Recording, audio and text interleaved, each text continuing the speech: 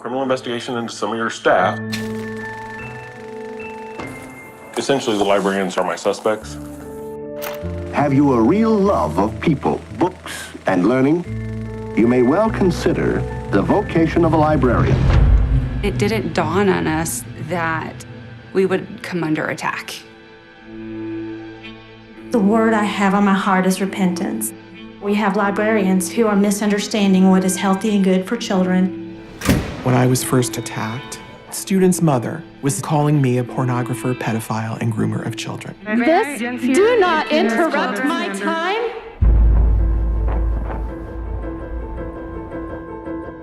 That was my office.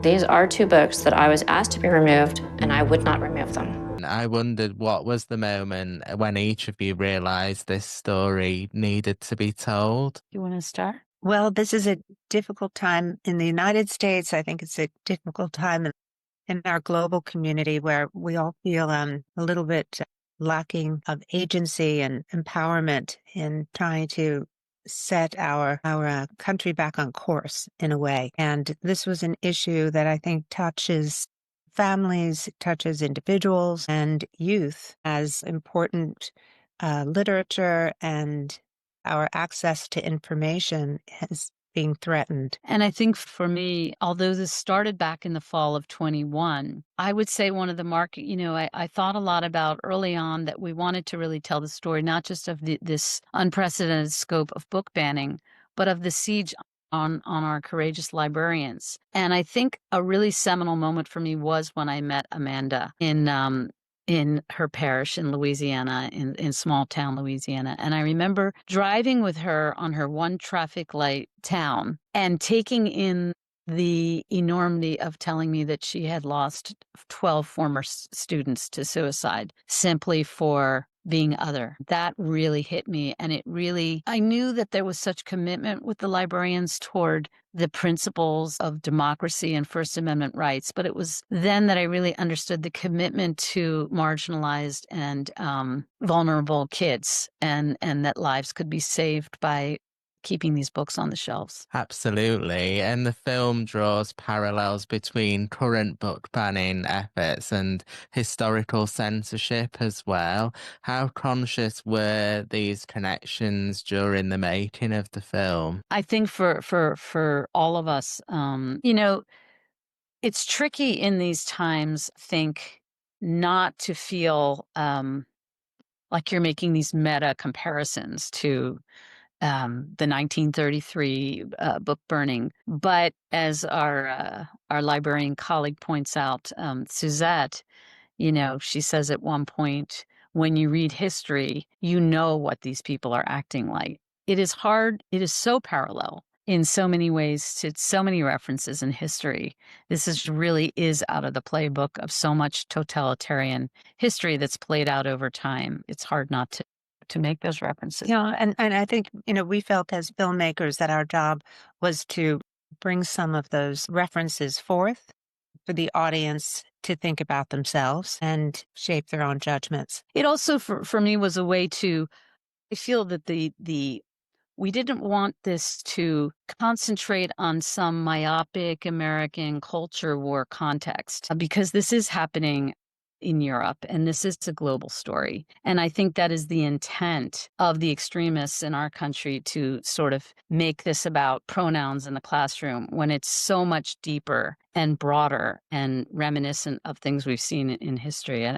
Amanda's shaking her head. Yeah, and truly, Amanda knows best, because we were so inspired by your story, Amanda, and by the stories of the women and men we met throughout our filming journey, who gave up so much to protect children that they're serving as librarians, as professionals, and helping to preserve content that's important to them and their own development of their identity. And I'll say I knew my own story, obviously, and I knew the story of several of the other librarians in the film. But to see it all together and also with the historical context, and to show that it's not just happening to me, that it's happening all across the United States, and the way the film so beautifully ties it all together with the historical context, I think gives a good picture of what is truly happening in our country and how it's spreading all across the world. Yeah, I was going to say the documentary highlights the personal costs that so many librarians have faced, from job loss to harassment.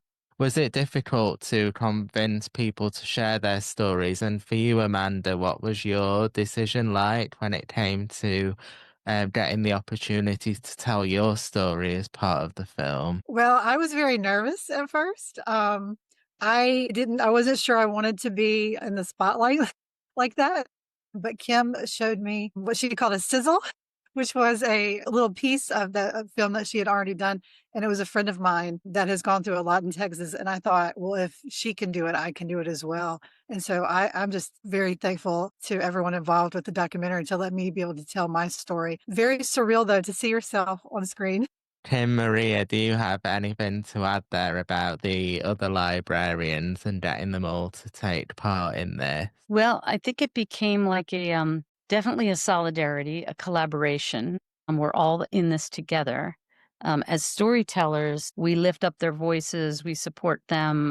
That is our tools of what we can do. And now that the film is done, we're even doing that tenfold. The journey and the process of making it, during that time, I think there was a lot of formation of a solidarity amongst us. And now we're engaging in an impact campaign in both the States and in Europe that I keep sort of referring to as Librarians Without Borders.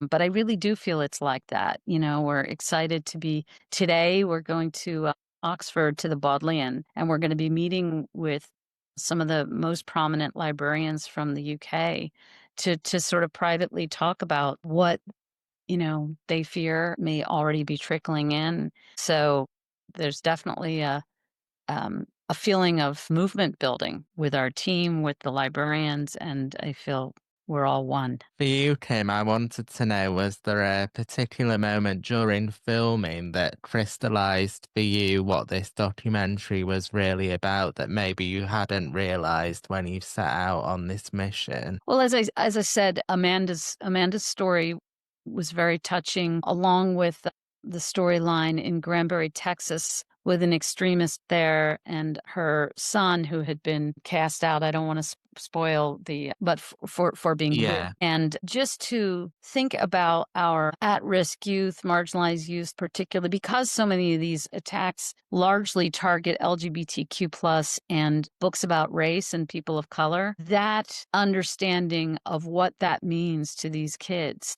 when these books are removed is saying we don't want you either, is something I think we all took in a lot, in addition to the obvious larger context of upholding the most sacred of democratic values. And then I think meeting Martha and starting to take this journey of investigation when she starts to say this is not organic, it's organized, and to contextualize it in this larger, more nefarious agenda of white Christian nationalism that was taking hold. And the librarians' personal courage and generosity in sharing their stories is really a very inspiring act for us. You know, and it really inspired us to dig deeper and be very careful about our investigation and bringing forth the stories, you know, we felt really needed to be told. Yeah, and when Amanda gets up and has the courage, despite death threats and all kinds of things in her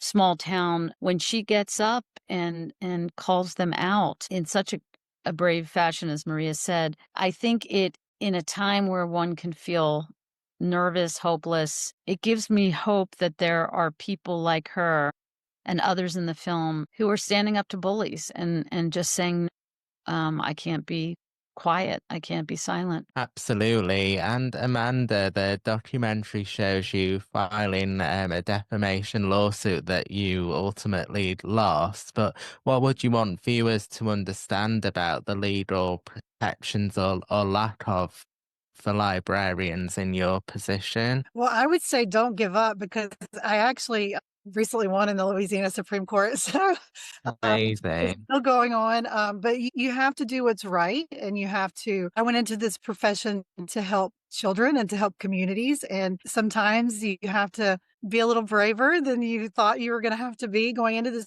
film. But books do save lives. And I think it's very important that every child, every patron in libraries are represented on the stories on the shelves. And I hope that all of the other librarians feel the same way as I do. And has being at the centre of this controversy changed your perspective on your profession and how important it is? And could you maybe tell us about some of the books that have been targeted for removal that you consider particularly important for young people to have access to? One of the books, which is actually talked about in the film, is a book called Queerfully and Wonderfully Made. And it's a book for LGBTQ teens. And it was a book I fought very hard for in our community. And we fought against it, and it wasn't banned. It was relocated to the adult section. But that book is very important for children in my community. Where I live, things are really tough for the LGBTQ teen. And so if they're able to go to the library and get a story like that, which is about counseling and getting help and offers resources, that book could save someone's life, make someone feel not alone. And so to me, it's worth it to fight for that book. And a lot of the books you see are books by authors of color or from the LGBTQ characters. And it's so very obvious to me that these communities are being targeted. And I just refuse to not have books in my library or to not fight for books in our community to represent everyone. Everyone deserves to feel safe and loved and belonging and see their stories reflected in the books on the shelves of libraries. Absolutely. And thank you for being so brave and for standing up as well as part of this film, because I loved hearing about your story. Thank you. I don't really feel, to me, I don't think it's being brave. I know it's said a lot. To me, it's just, I was raised to do the right thing.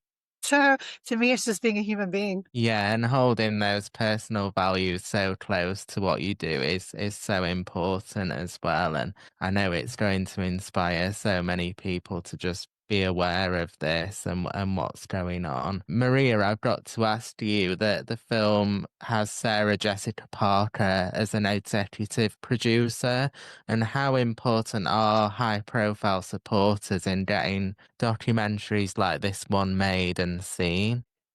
Sometimes with issues like this that can be divisive, having a voice like Sarah Jessica championing the film, the issue is extremely important and very authentic. Sarah is a fierce advocate for First Amendment right, for access to information, and for decency as citizens, respecting each other and respecting the LGBTQ community in having available information, and particularly for youth to see themselves, as Amanda says, in stories truly is life-saving. And you hear that from Weston so beautifully expressed, where he's risked so much. He's lost relationships with his 8 siblings, with his parents, in just trying to be himself. And yet he's working through, with the aid of literature, trying to rebuild those relationships. But what he has found in stories has given him tremendous confidence and strength. And I wondered, have any of you experienced moments where someone who initially supported book banning has changed their perspective after conversations or seeing the film? Well, in the process of making it, of course, we chronicle one character, Courtney Gore in Granbury, who was very adamantly on the side of the book banning group, and does the research and realizes that she's been sold a bill of goods, and there is no porn on the second grade shelves. So she, in the course of the story, I think her voice being in the movie is also something that other people like her can relate to. So yes, since we've made the movie, we have multiple times have people come up and say, look, I'm in the middle. I mean, people always say in our country right now, there is no middle, but we see it with this film. The film is an opportunity to actually see that this issue in particular is not a partisan issue. It shouldn't be, and it isn't in many cases. There are so many people, colleagues on the Republican side of things that believe so many Americans do so much in the protection of First Amendment rights. So I don't think that I have hope that this film will help to, in some ways, go toward countering some of the really extreme polarization and violence that is ensuing from that. Well, thank you so much for making this film and telling this story, and Amanda for being brave enough, and all the other librarians for taking part as well. Thank you for giving us the opportunity to discuss it. Thanks so much. It's been lovely talking to you. Thank you. Thanks. Thank you. We're going to pull books off the shelves. Stamp, color purple. Yep, there's your nudity right there. Get rid of them. Get rid of them. This book was banned. I would like to know how the history of the KKK is pornographic. We have a movement within America that has decided that school boards are now where they want to push their agenda. This stuff is coming into your schools, and it's probably already there.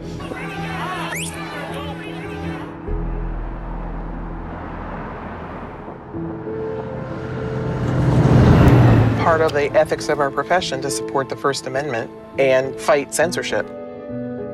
I've had former students reach out to me that have told me books have saved them. I'm going to speak out about it. This is not a communist nation. You do not get to pick our reading material. It is ours. You're trying to arrest librarians. I do not understand. You're a fascist. You're a fascist. I cannot imagine my face on the wanted poster and my friends being taken away in handcuffs. You're coming for teachers and librarians, and they know it. This is a spiritual war. Our goal is to spread this into other communities. This is about taking away rights. I'm here today to implore you to listen to librarians. What is going on? This can't be America. No, this can't be America.